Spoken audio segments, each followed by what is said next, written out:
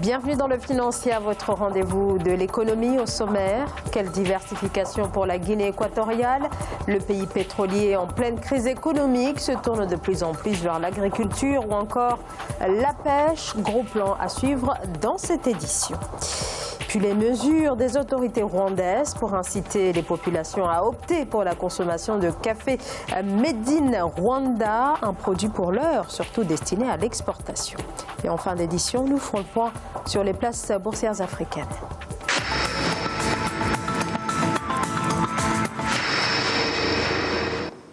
Dans un contexte de baisse des prix du brut, qui représente 90% de ses recettes d'exportation, la Guinée équatoriale cherche à développer de nouvelles activités. La Guinée équatoriale tente en effet de diversifier son économie pour sortir du tout pétrole.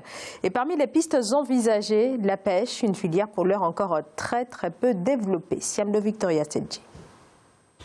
En Guinée équatoriale, la Banque africaine de développement débloquera 55,5 millions d'euros en faveur du projet d'appui au développement des chaînes de valeur du secteur de la pêche et de l'aquaculture. L'initiative sera lancée à partir de janvier 2020 et durera 5 ans. 300 coopératives seront formées. Environ 50 micro, petites et moyennes entreprises sont prévues pour être créées.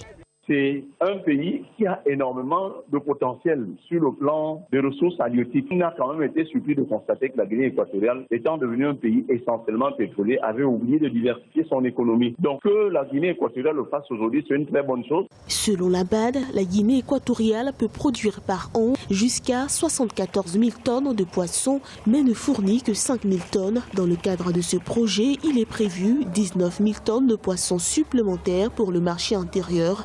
L'exécutif veut par ailleurs faire du pays un leader dans la fourniture de produits de pêche dans la sous-région. La Guinée équatoriale, dans l'immédiat, ce n'est pas possible parce que n'ayant pas de ressources techniques, les ressources halieutiques, les capter, les puiser, les transformer, les conserver, les distribuer, c'est l'idéal. Ce marché, justement, ça pourrait devenir un appoint pour le Cameroun au lieu d'aller importer partout ailleurs ou exposer notre compte de réserve extérieure. Fortement dépendante des hydrocarbures, l'économie équato-guinéenne est très tributaire de la chute de leur prix qui a entraîné un repli du produit intérieur brut réel de près de 29% entre 2015 et 2018. En 2019, l'exécutif a mis le cap sur l'accélération de la croissance économique hors pétrole. Plus de prêts à l'économie réelle, le nouveau cap de la Banque centrale nigériane qui, pour ce faire, incite les banques commerciales qui devront, espère en tout cas l'institution, octroyer plus de crédit à l'économie.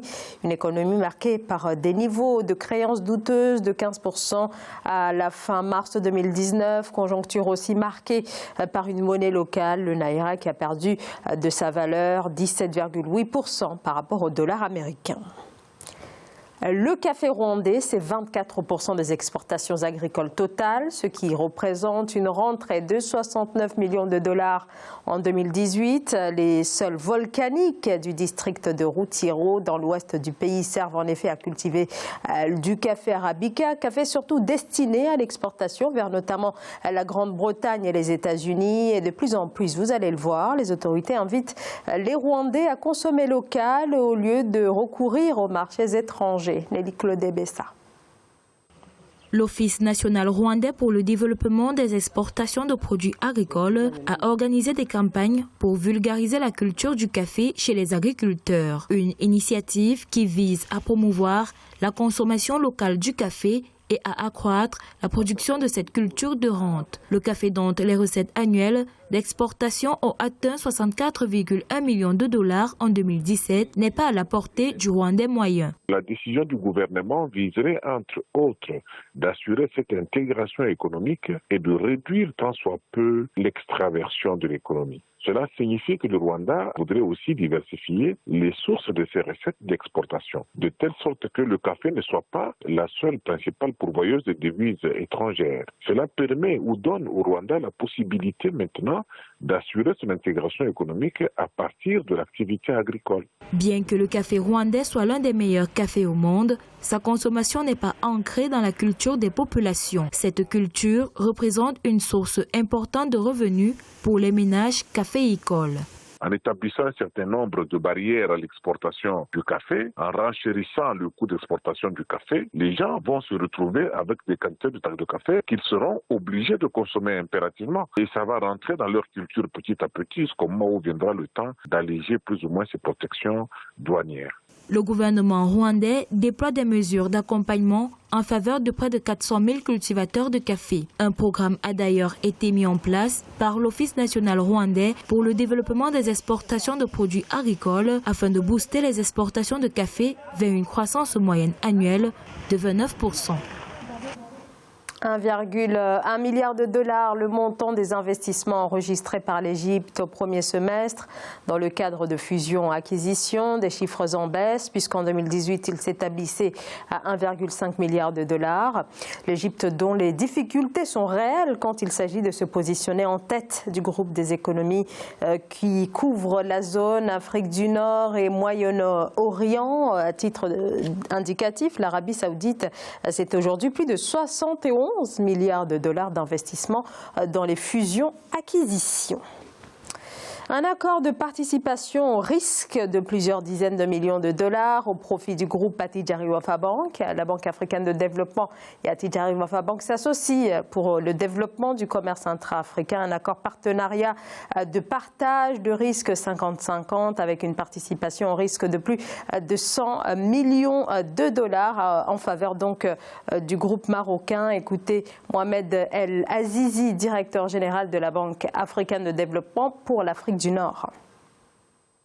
En soutenant le développement du commerce sur le continent, nous voulons, à travers cette nouvelle opération, donner une forte impulsion à l'industrialisation et à l'intégration régionale, en particulier pour l'Afrique du Nord. Faisons à présent le point sur l'évolution des places financières africaines à la mi-journée. On va commencer par l'Afrique australe et l'océan Indien avec les marchés boursiers de l'île Maurice qui augmentaient de 0,21%. Augmentation également pour l'indice sud-africain de 0,65%. La bourse de Nairobi de 0,38%. L'indice Gaborone de 0,02%. En Afrique de l'Ouest et centrale, la BRVM a également ouvert avec 1,28%. La bourse du Nigeria augmenté également de 0,20% ainsi que la bourse du Ghana de 1,04%.